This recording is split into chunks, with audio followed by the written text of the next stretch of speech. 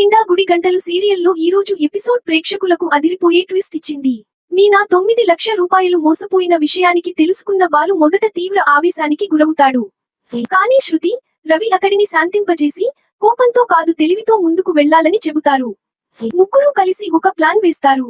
ముందుగా రవి, శృతి మేనేజర్ దగ్గరకు వెళ్లి తమ మ్యారేజ్ యానివర్సరీ కోసం డెకరేషన్ కావాలని నమ్మిస్తారు.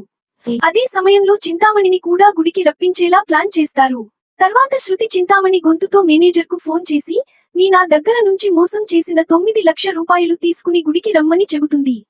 మేనేజర్ కూడా ఆ డబ్బుతో అక్కడికి చేరుకుంటాడు. ఇదే సమయంలో బాలు ఓనర్ను కూడా అక్కడికి పిలుస్తాడు. చింతామణి, మేనేజర్ ఇద్దరూ గుడిలో కలిసిన వెంటనే వాళ్ల మాటలు, డబ్బు అన్నీ బయటపడతాయి.